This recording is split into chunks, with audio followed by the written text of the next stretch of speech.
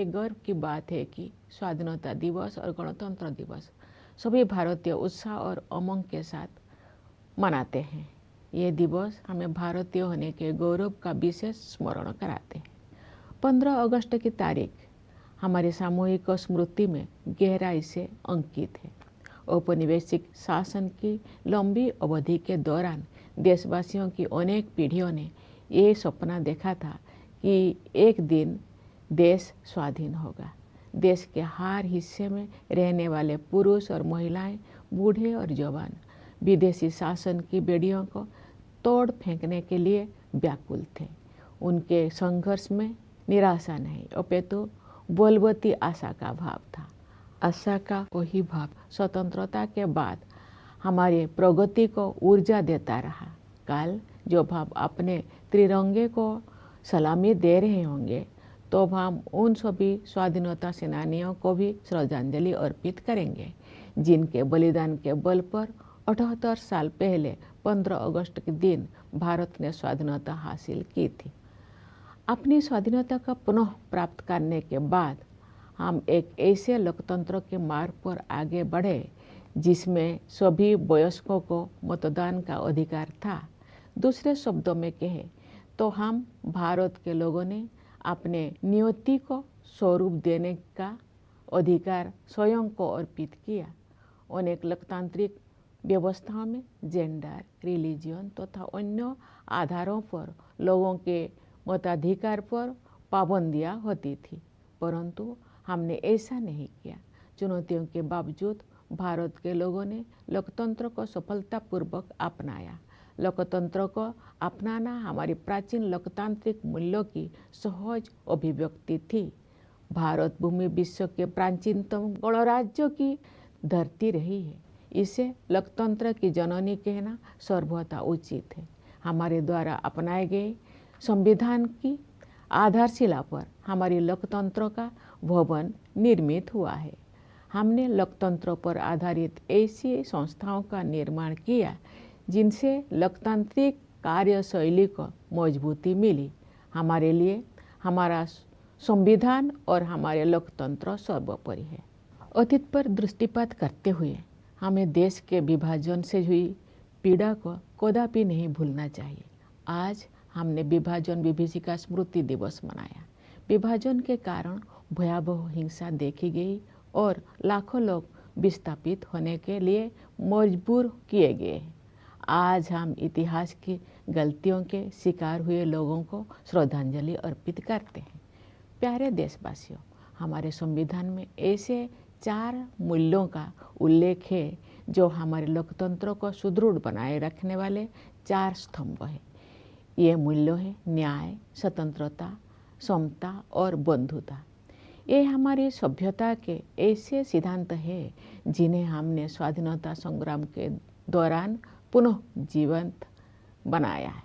मेरा मानना है कि इन सभी मूल्यों के मूल में व्यक्ति की गरिमा की अवधारणा विद्यमान है। प्रत्येक व्यक्ति समान है और सभी को ये अधिकार है कि उनके साथ गरिमापूर्ण व्यवहार हो। स्वास्थ्य सेवाओं और शिक्षा सुविधाओं तक सभी की समान पहुंच होने चाहिए। सभी को समान अवसर मिलने चाहिए। जो लोग पारंपरिक व्यवस्था के कारण वंचित रह गए थे, उन्हें मदद की जरूरत थी। इन सिद्धांतों को सर्वोपरि रखते हुए हमने 1947 में एक नई यात्रा शुरू की। विदेशी हुकूमत की लंबी अवधि के बाद स्वाधीनता के समय भारत घोर गरीबी से जूझ रहा था, लेकिन तब से अब तक के 78 वर्षों में हमने सभी क्षेत्रों में असाधारण प्रगति की है। भारत ने आत्मनिर्भर राष्ट्र बनने के मार्ग पर काफी दूरी तय कर ली है और प्रबल आत्मविश्वास के साथ आगे बढ़ता जा रहा है। आर्थिक क्षेत्र में हमारी उपलब्धियां साफ साफ देखी जा सकती है। पिछले वित्त वर्ष में 6.5% की सकल घरेलू उत्पाद वृद्धि दर के साथ भारत दुनिया की प्रमुख अर्थव्यवस्था में सबसे तेजी से बढ़ने वाले देश है। वैश्विक अर्थव्यवस्था में व्याप्त समस्याओं के बावजूद घरेलू मांग में तेजी से वृद्धि हो रही है। मुद्रास्फीति पर नियंत्रण बना हुआ है, निर्यात बढ़ रहा है। सभी प्रमुख संकेतक अर्थव्यवस्था की मजबूत स्थिति को दर्शा रहे हैं। ये हमारे श्रमिक और किसान भाई बहनों की कड़ी मेहनत और समर्पण के साथ साथ सुविचारित सुधारों और कुशल आर्थिक प्रबंधन का भी परिणाम है। सुशासन के माध्यम से बड़ी संख्या में लोगों को गरीबी से बाहर निकाला गया है। सरकार गरीबों के लिए अनेक कल्याणकारी योजनाएं चला रही है। जो लोग गरीबी रेखा से ऊपर तो आ गए हैं लेकिन मजबूत स्थिति में नहीं है, उनको भी ऐसे योजनाओं की सुरक्षा उपलब्ध है ताकि वे फिर से गरीबी रेखा से नीचे ना चले जाए। ये कल्याणकारी प्रयास सामाजिक सेवाओं पर बढ़ते खर्च में परिलक्षित होते हैं। आय की असमानता कम हो रही है, क्षेत्रीय असमानताएं भी कम हो रही है। जो राज्यों और क्षेत्र पहले कमजोर आर्थिक प्रदर्शन के लिए जाने जाते थे, वे अब अपनी वास्तविक क्षमता प्रदर्शित कर रहे हैं और अग्रणी राज्य के साथ बराबरी करने की दिशा में आगे बढ़ रहे हैं। हमारे अग्रणी व्यवसायियों, लघु एवं मध्यम उद्यमियों और व्यापारियों ने हमेशा कुछ कर गुजरने की भावना का परिचय दिया है। समृद्धि के सृजन के मार्ग में आने वाली रुकावटों को दूर करने की आवश्यकता थी। पिछले एक दशक के दौरान बुनियादी ढांचे में हुए विकास में ये स्पष्ट रूप से दिखाई देता है।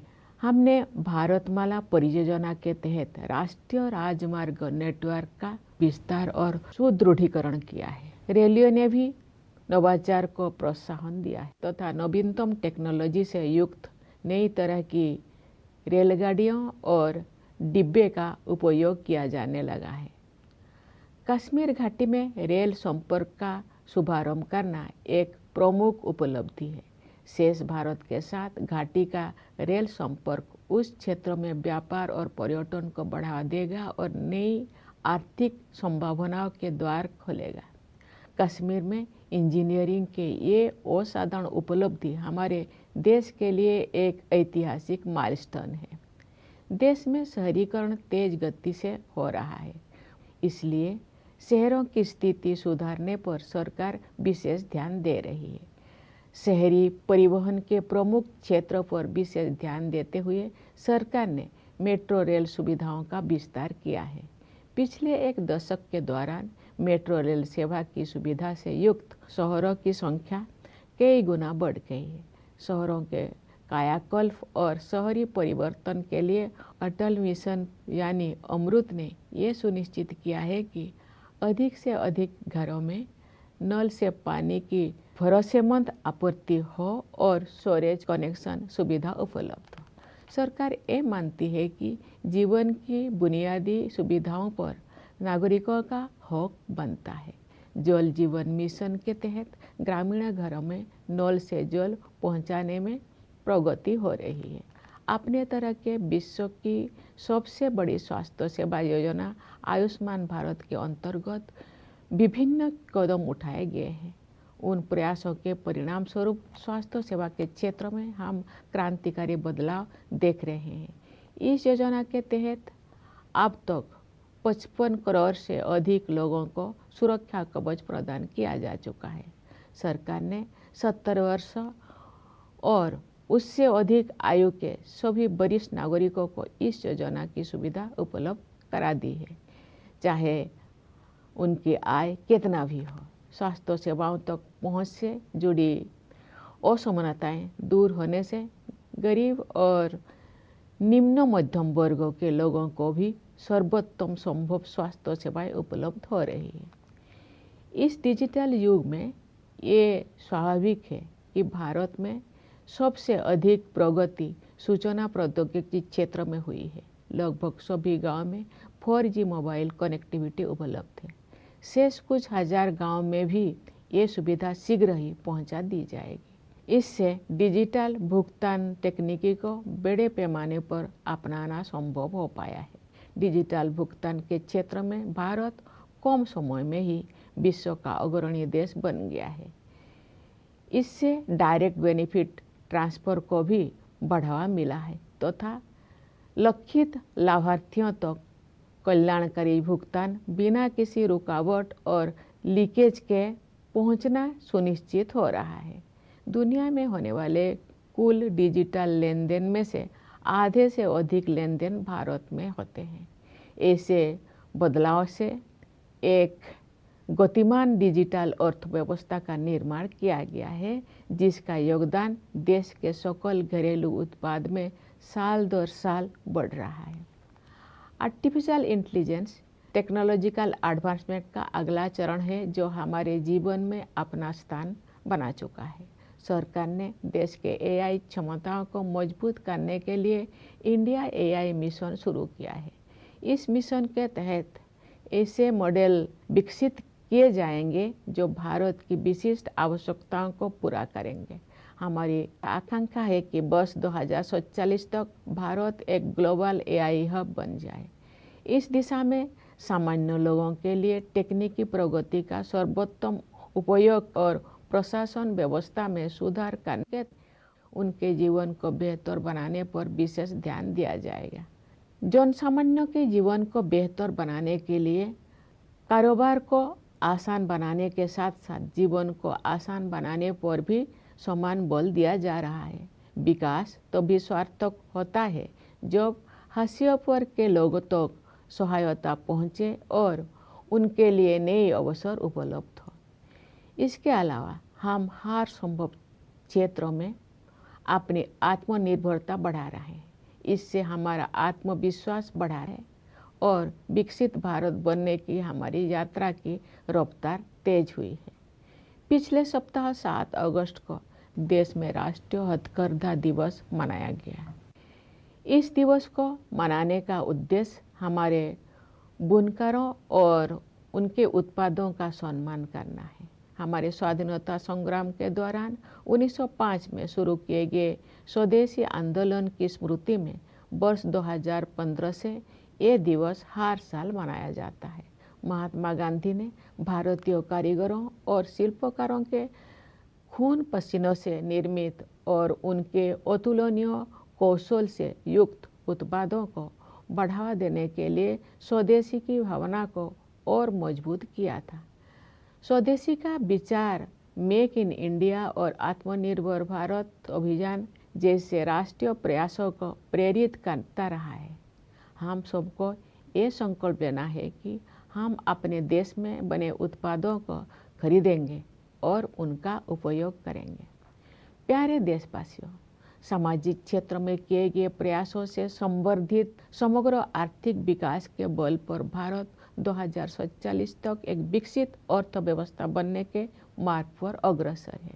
मैं समझती हूँ कि अमृत काल के इस दौर में आगे बढ़ते जाने की राष्ट्रीय यात्रा में सभी देशवासी यथाशक्ति अपना सर्वाधिक योगदान देंगे। मेरा मानना है कि समाज के 3 ऐसे वर्ग हैं जो हमें प्रगति के इस मार्ग पर आगे बढ़ाएंगे। ये 3 वर्ग है हमारे युवा, महिलाएं और वे समुदाय जो लंबे समय से हाशिए पर रहे हैं। अंततः हमारे युवाओं को अपने सपनों को साकार करने के लिए अनुकूल परिस्थितियां मिल गई है। राष्ट्रीय शिक्षा नीति के माध्यम से दूरगामी बदलाव किए गए हैं। शिक्षा को जीवन मूल्यों से तथा कौशल को परंपरा के साथ जोड़ा गया है। रोजगार के अवसर तेजी से बढ़ रहे हैं। उद्यमिता की आकांक्षा रखने वाले लोगों के लिए सरकार ने सर्वाधिक अनुकूल वातावरण उपलब्ध कराए हैं। युवा प्रतिभाओं की ऊर्जा से शक्ति प्राप्त करके हमारे आंतरिक कार्यक्रम का अभूतपूर्व विस्तार हुआ है। मुझे विश्वास है कि शुभांशु शुक्ला की इंटरनेशनल स्पेस स्टेशन की यात्रा ने एक पूरी पीढ़ी को ऊंचे सपने देखने की प्रेरणा दी है। ये अंतरिक्ष यात्रा भारत के आगामी मानव अंतरिक्ष उड़ान कार्यक्रम गगनयान के लिए अत्यंत सहायक सिद्ध होगी। नई आत्मविश्वास से भरपूर हमारे युवा खेल जगत में अपनी पहचान बना रहे हैं। उदाहरण के लिए शतरंज में आप भारत के युवाओं का जैसा वर्चस्व है, वैसा पहले कभी नहीं था। राष्ट्रीय खेल नीति 2025 में निहित विजन के अनुरूप हम ऐसे आमूल बदलाव की परिकल्पना कर रहे हैं जिसके बल पर भारत एक वैश्विक खेल महाशक्ति के रूप में उभरेगा। हमारी बेटियां हमारे गौरव हैं। वे प्रतिरक्षा और सुरक्षा सहित हर क्षेत्र में अवरोधों को पार करके आगे बढ़ रहे हैं। खेलकूद को उत्कृष्टता, सशक्तिकरण और क्षमताओं का महत्वपूर्ण संकेतक माना जाता है। विश्व शतरंज चैंपियनशिप के लिए फीडे महिला विश्व कप का फाइनल मैच 19 वर्षों के भारत की एक बेटी और 38 वर्षों की एक भारतीय महिला के बीच खेला गया। ये उपलब्धि पीढ़ी दर पीढ़ी हमारी महिलाओं में विद्यमान विश्व स्तर की सतत उत्कृष्टता को रेखांकित करती है। रोजगार में भी जेंडर गैप कम हो रहा। नारी शक्ति बंधन अधिनियम से महिला सशक्तिकरण अब केवल एक नारा ना रहकर यथार्थ बन गया है। हमारे समाज का एक बड़ा हिस्सा अनुसूचित जाति, अनुसूचित जनजाति, पिछड़ा वर्ग और अन्य समुदायों के लोगों का है। इन समुदायों के लोग अब हाशिए पर होने का टैग हटा रहे हैं। उनकी सामाजिक और आर्थिक आकांक्षाओं को साकार करने के लिए सक्रिय प्रयासों के माध्यम से सरकार उनकी सहायता करती आ रही है। अपनी वास्तविक क्षमता को हासिल करने की दिशा में भारत अब और अधिक तेज गति से आगे बढ़ रहा है। हमारे सुधारों और नीतियों से विकास का एक प्रभावी मंच तैयार हुआ है। इस तैयारी के बल पर मैं एक ऐसे उज्जवल भविष्य को देख पा रही हूँ जहाँ हम सब अपनी सामूहिक समृद्धि और खुशहाली में उत्साहपूर्वक योगदान दे रहे होंगे। उस भविष्य की ओर हम भ्रष्टाचार के प्रति जीरो टॉलरेंस रखते हुए अनवरत सुशासन के साथ आगे बढ़ रहे हैं।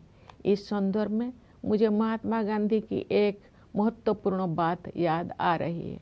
गांधी जी ने बताया था और मैं दोहराती हूँ, भ्रष्टाचार और दंभ लोकतंत्र के अनिवार्य परिणाम नहीं होने चाहिए।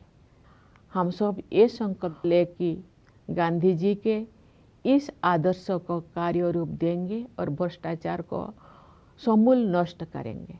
प्यारे देशवासियों, इस वर्ष हमें आतंकवाद का दंश झेलना पड़ा। कश्मीर घूमने गए निर्दोष नागरिकों की हत्या कायरतापूर्ण और नितांत अमानवीय थी। इसका जवाब भारत ने फौलादी संकल्प के साथ निर्णायक तरीके से दिया। ऑपरेशन सिंदूर ने ये दिखा दिया कि जब राष्ट्र की सुरक्षा का प्रश्न सामने आता है तब हमारे सशस्त्र बल किसी भी स्थिति का सामना करने के लिए पूरी तरह सक्षम सिद्ध होते हैं। रणनीतिक स्पष्टता और तकनीकी दक्षता के साथ हमारी सेना ने सीमा पार के आतंकवादी ठिकानों को नष्ट कर दिया। मेरा विश्वास है कि ऑपरेशन सिंदूर आतंकवाद के विरुद्ध मानवता की लड़ाई में एक मिसाल के तौर पर इतिहास में दर्ज होगा। हमारी एकता ही हमारी जवाबी कार्रवाई की सबसे बड़ी विशेषता थी। यही एकता उन सभी तत्वों के लिए सबसे करारा जवाब भी है जो हमें विभाजित देखना चाहते हैं। भारत के दृष्टिकोण को स्पष्ट करने के लिए विभिन्न देशों में गए संसद सदस्यों के बहुदलीय प्रतिनिधि मंडलों में भी हमारी यही एकता दिखाई दी। विश्व समुदाय ने भारत की इस नीति का संज्ञान लिया है कि हम आक्रमणकारी तो नहीं बनेंगे, लेकिन अपने नागरिकों की रक्षा के लिए जवाबी कार्रवाई करने में तनिक भी संकोच नहीं करेंगे। ऑपरेशन सिंदूर प्रतिरक्षा के क्षेत्र में आत्मनिर्भर भारत मिशन की परीक्षा का भी अवसर था। अब ये सिद्ध हो गया है कि हम सही रास्ते पर हैं। हमारा स्वदेशी विनिर्माण उस निर्णायक स्तर पर पहुंच गया है जहां हम अपनी बहुत सी सुरक्षा आवश्यकताओं को पूरा करने में भी आत्मनिर्भर बन गए हैं। ये उपलब्धियां स्वाधीन भारत के रक्षा इतिहास में एक नई अध्याय का सूत्रपात है। प्यारे देशवासियों, इस अवसर पर मैं आप सभी से ये आग्रह करना चाहती हूँ कि पर्यावरण की रक्षा के लिए आप सब हर संभव प्रयास करें। जलवायु परिवर्तन की चुनौती का सामना करने के लिए हमें अपने आप में भी कुछ परिवर्तन करने होंगे। हमें अपनी आदतें और अपनी विश्व दृष्टि में बदलाव लाना होगा। हमें अपनी धरती, नदियाँ, पहाड़ों, पेड़ पौधे और जीव जंतुओं के साथ अपने संबंधों में भी परिवर्तन करना होगा। हम सब अपने योगदान से एक ऐसे पृथ्वी छोड़कर जाएं जहां जीवन अपने नैसर्गिक रूप में फलता फूलता रहे।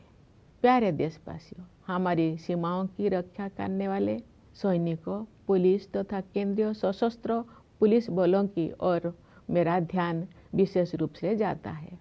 मैं न्यायपालिका और सिविल सर्विसेज के सदस्यों को भी अपनी शुभकामनाएं व्यक्त करती हूँ। विदेशों में स्थित भारतीय दूतावासों में कार्यरत भारतीय अधिकारियों और प्रवासी भारतीयों को भी मेरी ओर से स्वाधीनता दिवस की हार्दिक शुभकामनाएं। मैं एक बार फिर आप सभी को स्वाधीनता दिवस की बधाई देती हूँ। धन्यवाद। जय हिंद, जय Bharat.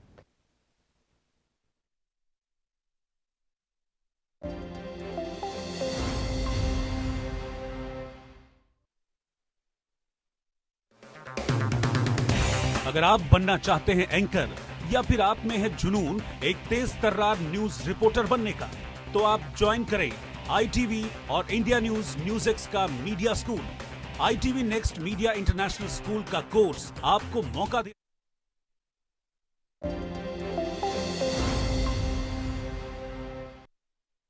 Old and young from all parts of the country yearned to throw away the yoke of foreign rule.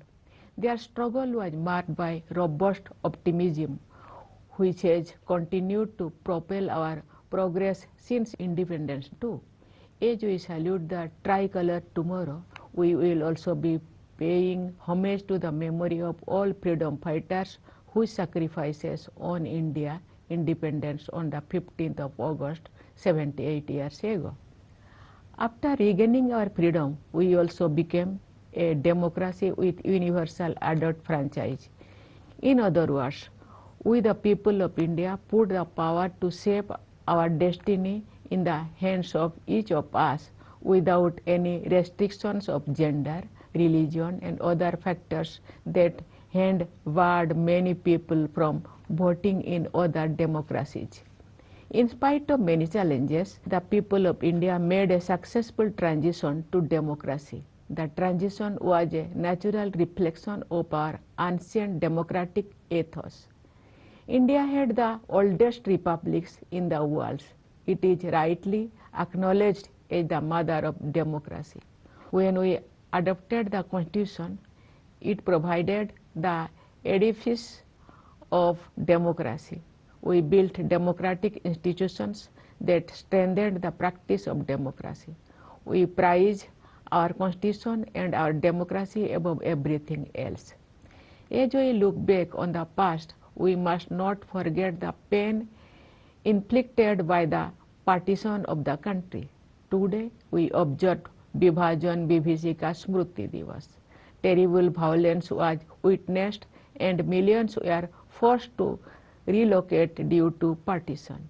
Today, we pay tributes to the victims of the follies of history. Dear fellow citizens, our Constitution contains 4 values as the 4 pillars upholding our democracy. They are justice, liberty, equality and fraternity. These are our civilizational principles that we rediscovered during the freedom struggle. At the heart of them all, I believe, is the notion of human dignity. Every human being is equal and everyone deserves to be treated with dignity. Everyone should have equal access to health care and education. Everyone should have equal opportunity. Those who had been traditionally at a disadvantage needed to be given a helping hand. Keeping these principles foremost in mind, we started a new journey in 1947. After the long years of foreign rule, India was in utter poverty at the time of independence. But in the 78 years since then, we have made extraordinary progress in all fields. India is well on the way to becoming a self-reliant nation and is moving ahead with great confidence. In the economic field, our achievements are all the more noticeable. With a GDP growth rate of 6.5% in the last fiscal, India is the fastest growing among the major economies in the world. Even amid stress in the global economy, demand at home is pacing ahead. Inflation has remained under control. Exports are rising. All key indicators show the economy in the peak of health. This is as much due to carefully calibrated reforms and sagacious economic management as due to the hard work and dedication of our workers and farmers. A large number of people have been pulled out of poverty through good governance. The government has been running a series of welfare initiatives for the poor and also for those who have risen above the poverty line but are still vulnerable, so that they do not fall below it again. This is reflected in the rising expenditure on social services. Income inequality is reducing. Regional disparities are also disappearing. The states and regions earlier known for weaker economic performance are now showing their true potential and catching up with the front runners. Our business leaders, small and medium industries and traders have always exhibited a can-do spirit. What was needed was removing the bottleneck in the path of wealth creation. That is so visible when it comes to infrastructure development over the past decade. We have expanded and strengthened the national highway network under the Bharatmala Pariyojana. The railways too have innovated, introducing new types of trains and coaches equipped with latest technologies. The inauguration of the rail link in Kashmir Valley is a major accomplishment. Rail connectivity with the valley will boost trade and tourism in the region and open new economic possibilities. This engineering marvel at Kashmir is a historic milestone for our country. The country is rapidly urbanizing, hence the government has been paying special attention to improve the conditions of the cities. Addressing the key area of urban transport, the government has expanded metro rail facilities. The number of cities with a metro rail service has gone up multifold in a decade. The Atal Mission for Rejuvenation and Urban Transformation, or AMRUT, has ensured more and more households have access to a tap with the assured supply of water and a storage connection. The government considers the basic amenities of life as rightful claims of the citizens. The Jal Jeevan Mission is making progress in providing tap water supply to rural households. In the healthcare sector, we have been witnessing a paradigm shift with a variety of initiatives under Ayushman Bharat, the largest healthcare scheme of its kind in the world. This scheme has already provided cover to more than 55 crore people. The government extended this benefit to all senior citizens of the age of 70 years and above, regardless of their income. As inequalities in access are removed, the poor and the lower middle class also benefit from the best possible healthcare facilities. In this digital age, it is apt that One sector in India that has seen the most dramatic advances is information technology. Nearly all villages have 4G mobile connectivity, and the remaining few thousands will be covered soon. This has made possible large-scale adoption of digital payment technologies, in which India has become a world leader in a short span. It has also supported direct benefit transfer, which ensures that welfare benefits reach the intended beneficiaries without glitch and leakage. More than half of the total number of digital transactions in the world take place in India. These developments have created a vibrant digital economy whose contribution to the country's GDP is increasing year on year. Artificial intelligence is the next stage of technological advancement and has already entered our lives. The government has launched the India AI mission to strengthen the country's AI capabilities. It is also helping to build AI models that answer to India's specific requirements. As we aspire to become a global AI hub by 2047, our focus will remain on making the best use of advances in technology for the common people to improve their lives by improving governance. For betterment of the lives of the common people, there is equal emphasis on improving the ease of doing business as well as on improving the ease of living. Development serves the purpose only when it helps those on the margins and opens new opportunities for them. Moreover, we are increasing our self-reliance on every area possible. This has added to our self-confidence and increased the momentum of our journey towards becoming Viksit Bharat. Last week, on August 7, the country celebrated National Handloom Day, which honors our weavers and their products. Since the year 2015, we have been celebrating this day to commemorate the Swadeshi movement, launched during our freedom struggle in the year 1905. The spirit of Swadeshi was strengthened by Mahatma Gandhi to promote the products made by the sweat and toil of Indian artisans and craftspersons and by their incomparable skills.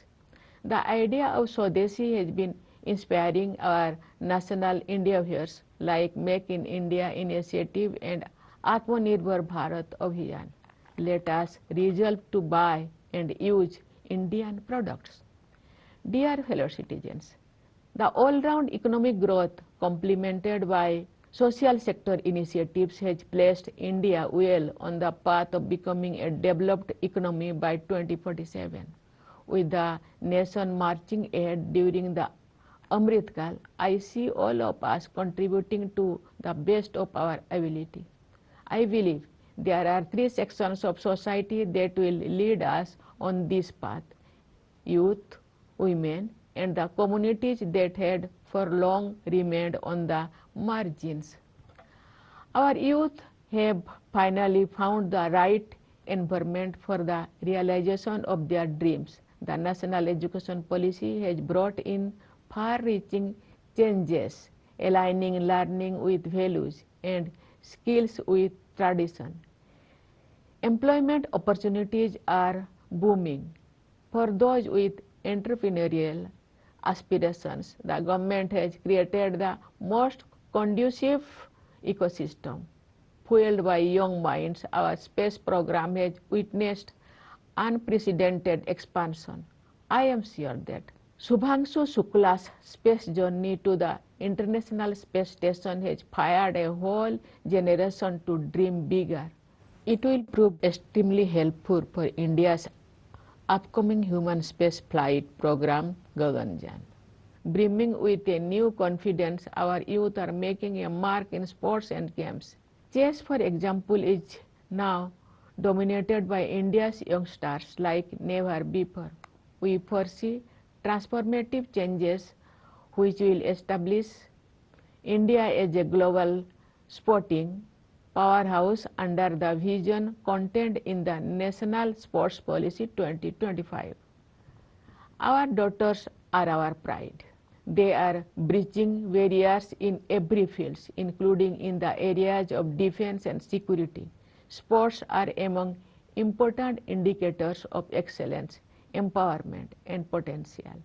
The 19-year-old girl and a 38-year-old woman from India were the finalists in the FIDE Women's World Cup for Chess Championship. This underlines the sustained and globally comparable excellence across generations among our women. The gender gap in employment have also been reducing. With Nari Shakti Bandhan Adhiniyam, the empowerment of women is no longer a slogan but a reality. People belonging to a major segment of our society comprising scheduled castes, scheduled tribes, backward classes and other communities are shedding the tag of the marginalized. The government has been actively helping them to realize their social and economic aspirations with several initiatives. India is moving ahead at a faster pace towards realizing its true potential. Across our reforms and policies have created an effective platform. I can see a bright future ahead in which every one of us will be energetically contributing to the prosperity and happiness of all of us. We are moving ahead towards that future with sustained good governance and zero tolerance for corruption. Here I am reminded of an important statement by Mahatma Gandhi. He had noted, and I quote, "Corruption and hypocrisy ought not to be inevitable products of democracy." Let us pledge to realize Gandhiji's ideal and weed out corruption. Dear fellow citizens, this year we had to face the scourge of terrorism. Killing innocent citizens on holiday in Kashmir was cowardly and utterly inhuman. India responded in a decisive manner and with steely resolve. Operation Sindoor showed that our armed forces are prepared to meet any eventuality when it comes to guarding the nation. With strategic clarity and technical capability, they destroyed terrorist hubs across the border. I believe Operation Sindoor will go down in history as an example in humanity's fight against terrorism. In our response, what was most noticeable was our unity, which is also the most befitting response to those who wanted to divide us. Our unity was on display also in the multi-party delegations of the members of parliament that reached out to various nations to explain India's position. The world has taken note of India's stance that we will not be the aggressor, but we will not hesitate to retaliate in defense of our citizens. Operation Sindoor was also a test case of the Atmanirbhar Bharat mission in the defense sector. The outcome has proved that we are on the right path. Our indigenous manufacturing has achieved the critical level that makes us self-sufficient in meeting many of our security requirements. These are landmark achievements in India's defense history since independence. Dear fellow citizens, I would like to take this opportunity to urge all of you to do what you can to protect the environment. To respond to the challenge of climate change, we must also change. We must change our habits and our worldview. We must change our relationship with our land, rivers, mountains, and with flora and fauna. With contribution from all of us, we will leave behind a planet in which life will be flourishing in natural order. Dear fellow citizens, I have in mind especially the soldiers guarding our borders and the police as well as Central Armed Police Forces. I extend my greetings to the members of the judiciary and the civil services. My Independence Day greetings to the Indian officials in the missions abroad and also to the Indian diaspora. I once again extend my greetings for Independence Day. Thank you. Jai Hind, Jai Bharat.